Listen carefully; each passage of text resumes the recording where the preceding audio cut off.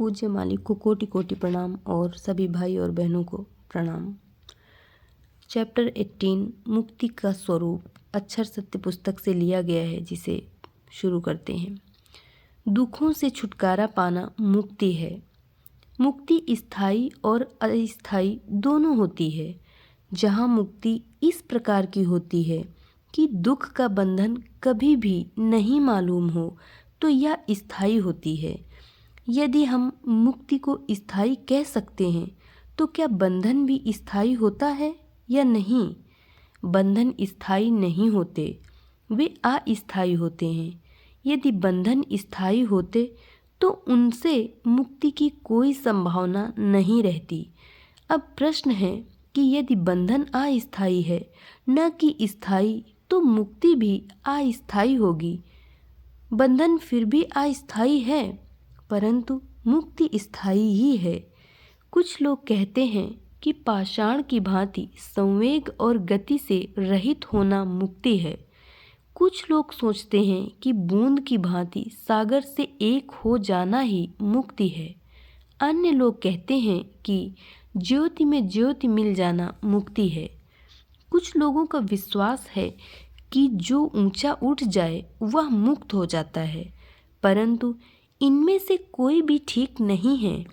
मानसिक आसक्ति बंधन और विरक्ति मुक्ति है। इसे त्याग या वैराग्य भी कहते हैं। त्याग और वैराग्य को भी मुक्ति कह सकते हैं। इन दोनों में अंतर निम्नलिखित है, जो एक संत और सर्वस्व त्यागी में भी पाया जाता है, जो आसक्ति में विरक्ति और विरक्ति में आसक्ति देखते हैं, संत कहलाते हैं। ऐसी है उनकी मुक्ति। वे आसक्ति और विरक्ति के स्तरों को पार करके शुद्ध अस्तित्व की दशा को पहुंच जाते हैं। यह प्रवृत्ति मार्ग है। जो सब कुछ त्याग देता है वह एक अनासक्त व्यक्ति है।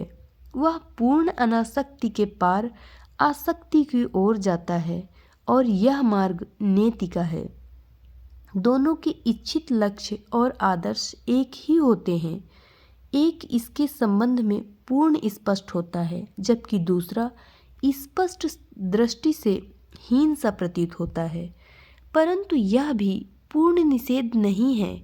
निषेध किस प्रकार का हो सकता है? यह तो निरर्थक शब्दों की केवल जादूगरी लगती है। आंतरिक रूप से वह भी आसक्ति को उद्देश्य में रखता है, और उसको स्वीकार करने के अतिरिक्त और कोई चारा नहीं है।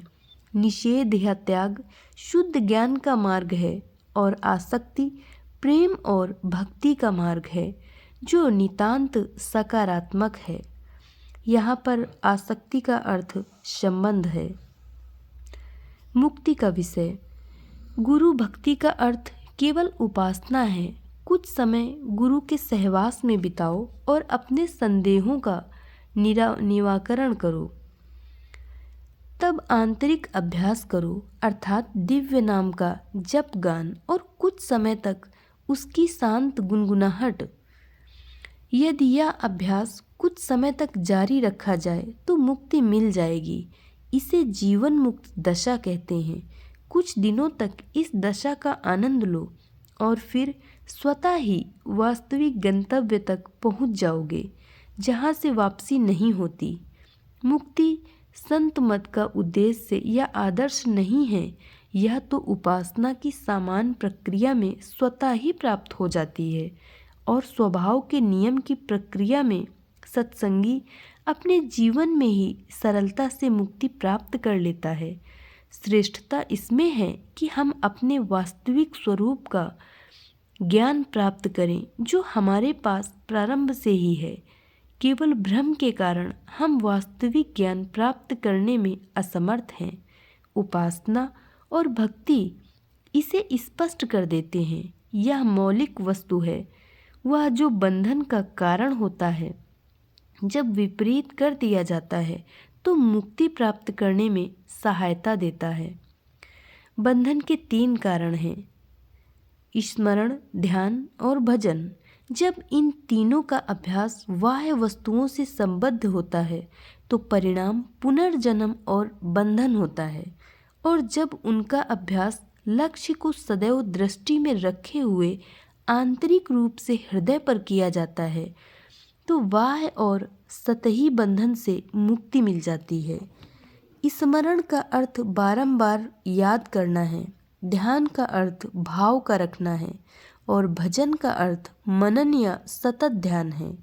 गुरु की शिक्षा के अनुसार इन्हें उल्टा बाहर की ओर से रोक लगा दिया जावे और अंदर की तरफ का पर्दा खोल दिया जाए तो शनैः शनैः मुक्ति का अर्थ स्पष्ट हो जाएगा और मुक्ति प्राप्त हो जाएगी।